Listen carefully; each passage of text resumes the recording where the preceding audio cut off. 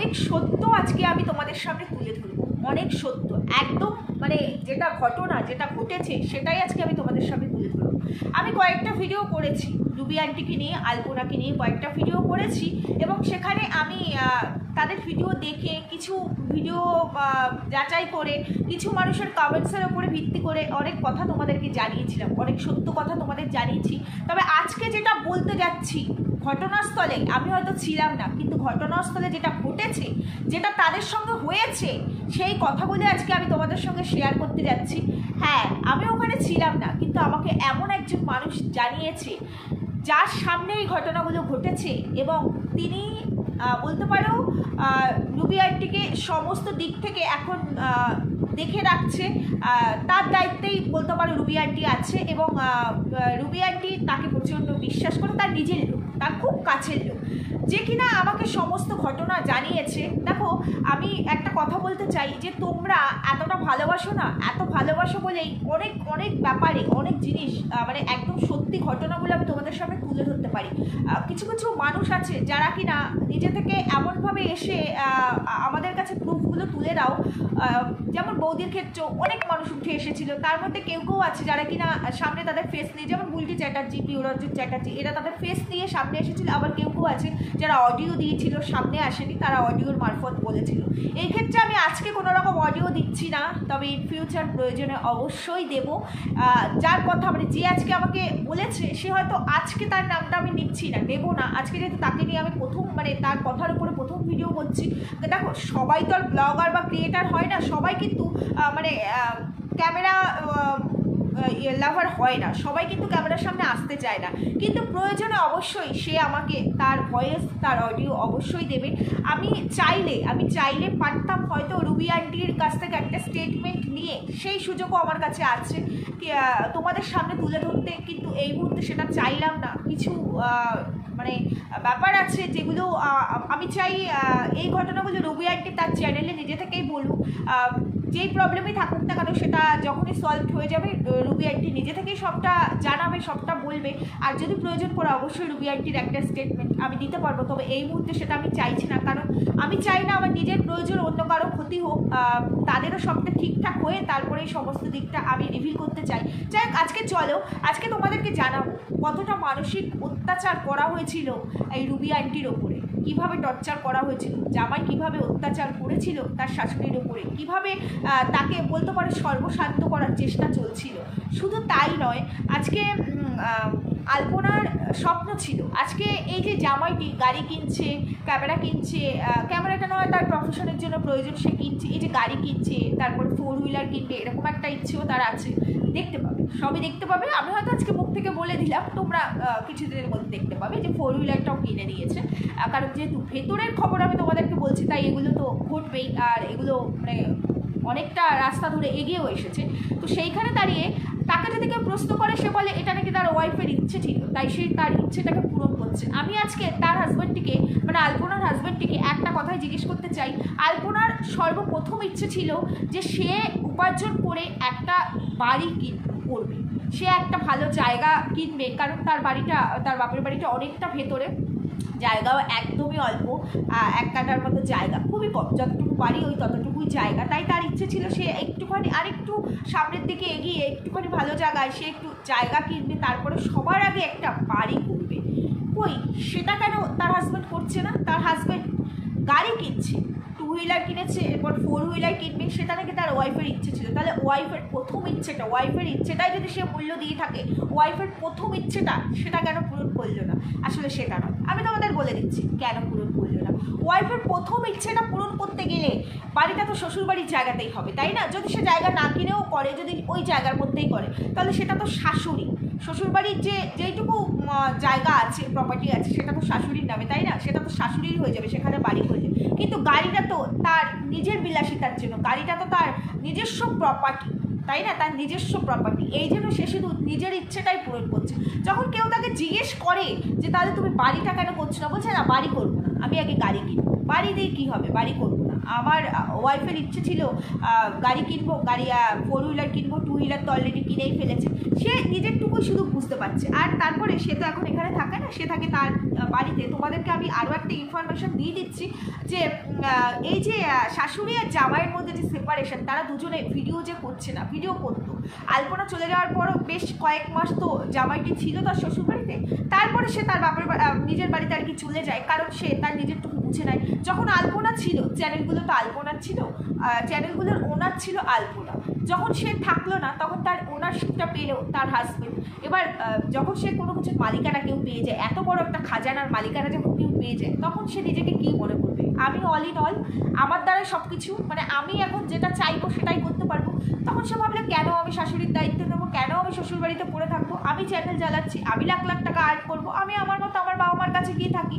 তো সেখানে গিয়ে সে যখন থাকা শুরু করলো, তারপরে মানে রুবি আন্টিকে সে যেটা বলেছে তার হাজব্যান্ড, এবং রুবি আন্টিকেও বলেছে যে তার যে বাড়ি, সে যেখানে থাকছে তার বাবা মায়ের বাড়ি, সেখানে গিয়ে থাকতে বলেছে রুবি আন্টিকে। তো রুবি আন্টি, কোনো মা যেখানে তার মেয়ে বেঁচে থাকতে বিয়ের পরে নিজের শ্বশুর বাড়িতে যোগ্য সম্মান পায়নি, একটা দিনের জন্য থাকতে পারেনি, কারণ আলপনার শাশুড়ি আলপনাকে মেনে নেয়নি। আমি তাদের সম্পর্কে বাকি কিছু বলতে চাই না, তারা আমার ভিডিওর অংশ নয়, শুধু এটুকুই বললাম। সেখানেই দাঁড়িয়ে কোনো মা তার মেয়ে চলে যাওয়ার পরে তার শ্বশুরবাড়িতে গিয়ে থাকতে পারে, আর মা নিজের বাড়িতে থাকতেই তার এই পরিস্থিতি, তার সে জামাইয়ের কাছ থেকে কোনো সম্মান পায়নি, সে যদি জামাইয়ের বাড়িতে গিয়ে থাকে, তোমাদের কি মনে হয় শাশুড়ি তার যোগ্য সম্মানটুকু পাবে? তাই সে যেতে চায়নি, কিন্তু তারপরেও তারা একসঙ্গে ভিডিও করতো। রুবি আন্টি সকাল 10টার মধ্যে অনেক ভোরবেলায় উঠে সংসারে কাজকর্ম করে, রান্না বান্না করে, চাঁদ পুজো দিয়ে, খাওয়া দাওয়া করে সে জামাইয়ের বাড়িতে যেত। তার বাড়ি থেকে জামার বাড়িটা খুব একটা কাছে তো না, সে প্রত্যেক দিন যেত, কিন্তু গিয়ে দেখতো জামাই তখনও ঘুমাচ্ছে, রেডিই হয়নি। সে গিয়ে ঘন্টার পর ঘন্টা বসে থাকতো, জামাই উঠতো, ফ্রেশ হতো, রেডি হতো, কারণ চ্যানেলগুলোর মালিক তো সে, তাই না? তাই সে তার নিজের ইচ্ছে মতো করতো। আর সে তো চাইছিল শাশুড়ির থেকে আলাদা হয়ে যেতে। এগুলো ছিল শুধুমাত্র সূত্র, এগুলো ইচ্ছাকৃত ইন্টেনশনালি এগুলো করা হয়েছে। এরকম চলতে চলতে একটা সময় পরে সে একজন এজেড পার্সন, তার সন্তান চলে গেছে, সে কতটা কষ্টে আছে, তারপরেও সে সমস্ত দিক সামলে এই বয়সেও সে শুধুমাত্র ভিডিও করার জন্য জামাইয়ের বাড়িতে যেত, গিয়ে দেখতো জামাইয়ের এইরকম পরিস্থিতি প্রত্যেকটা দিন। তখন সে স্বাভাবিক তার খারাপ লাগতো, সে তখন ভাবলো যে না, আমি আর ভিডিও করবো না। সেই কারণে সে আর ভিডিও করতে চাইলো না, ভিডিওতে তার ইন্টারেস্টটা কমে আসলো।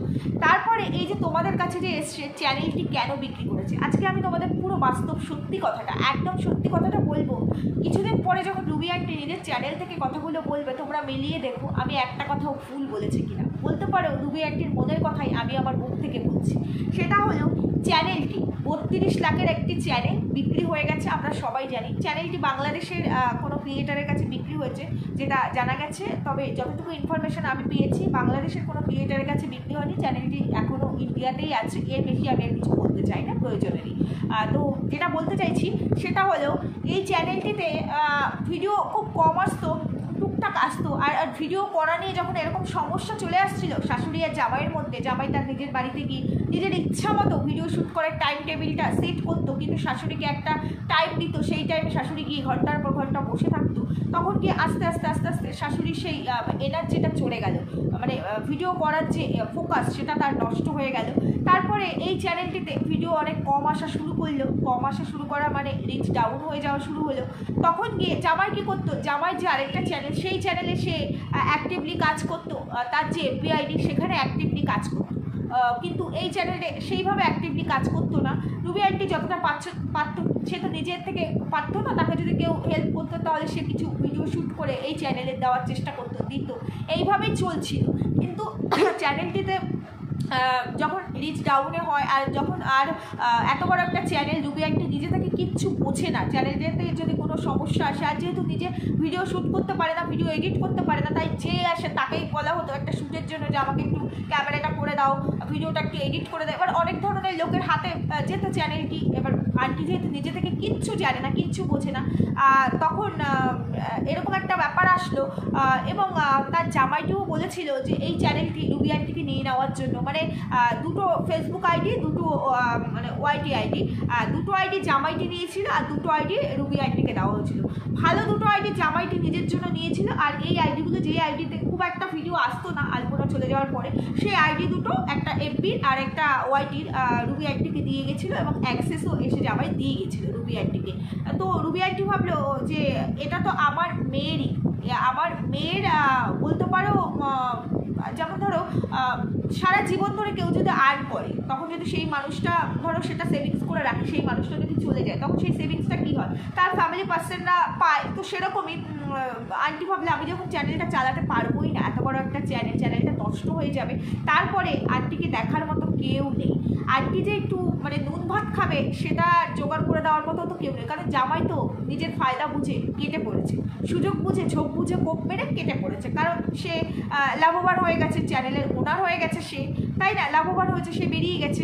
তাহলে আন্টিকে কে চালাবে? একটা মানুষের অন্তত নুন ভাত 3 বেলা খেতে গেলেও তার একটা খরচ, তার অসুখ বিসুখ, মানে নিত্য নৈমিত্তিক আরও কিছু, মানে খুব সামান্যভাবে চললেও মিনিমাম তো একটা খরচ আছে, তাই না, সেটা কী করে চলবে? এই সমস্ত কিছু ভেবে চিনতে আন্টি কী করলো, তার জামাইকে প্রপোজাল দিল যে চ্যানেলটি আমি চালাতে পারবো না, আমাকে দিয়ে দিয়েছে, তাহলে চ্যানেলটি তুমি কিনে নাও। তখন তার জামাই ভেবেছিল যে শাশুড়ি তো অজ্ঞ, কিচ্ছু বোঝে না, শাশুড়ি চ্যানেল বিক্রি করতে পারবে না, কিচ্ছু করতে পারবে না। তাই তার জামাই একটা মাস্টার স্ট্রোক এখানে খেললো এবং বললো যে না, আমার কাছে পয়সা নেই, আমি চ্যানেল চালাতে পারবো না, আমি চ্যানেলটি কিনতে পারবো না। যে কিনা মার্কেটে লাখ লাখ টাকা আর্ন করছে, তাই না, গাড়ি কিনতে পারছে, ফুর্তি করতে পারছে, আনন্দ করতে পারছে, তার এখন মানে ফিজিক্যাল ফিটনেসটা দেখো তোমরা কতটা ফুল বদল হয়ে গেছে, তার কতটা চেঞ্জ, তাই না। তো সেই জায়গায় দাঁড়িয়ে চ্যানেলটি সে নিতে চাইল না। তখন তার জামাইয়ের যে এডিটার আছে, যে এডিট করে, তো তাকে বলা হয়েছিল যে চ্যানেলটি তাহলে তুমি নাও। সে একটা যে অ্যামাউন্ট বলেছিল সেই অ্যামাউন্টটা খুবই কম অ্যামাউন্ট, যার কারণে রুবি আন্টি তার কাছে দেয়নি। তারপরে ফাইনালি রুবি আন্টি অনেক চেষ্টার করে এই চ্যানেলটিকে সে বিক্রি করে দেয় এবং সেই টাকাটা সে ফিক্সড করে রাখে, তার থেকে যেটুকু আসে সেইটুকু দিয়ে তার অন্তত নুন ভাত 3 বেলা জুটে যাবে। আর তোমাদেরকে একটা কথা বলে দিচ্ছি, চ্যানেলটি 12 লাখে বিক্রি হয়নি, অত অ্যামাউন্ট কিন্তু এই চ্যানেলটির দাম নয়। চ্যানেলটি 2.5 লাখও বিক্রি হয়নি, চ্যানেলটি 12 লাখও বিক্রি হয়নি।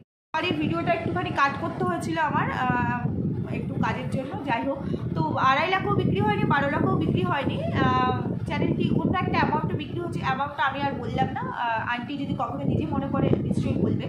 আর তার জামাইটি কিন্তু সবটাই জানতো, চ্যানেল বিক্রি হয়েছে কি না, কত তো বিক্রি হচ্ছে সব জানতো। তারপরেও কেন তার জামাই সবার কমেন্ট সেকশানে গিয়ে, মানে যখন জিজ্ঞেস করা হচ্ছে চ্যানেলটি বিক্রি কেন হলো, এরকম একটা মিথ্যা কথা বলছে যে 12,70,000-এর চ্যানেলটি বিক্রি হয়েছে।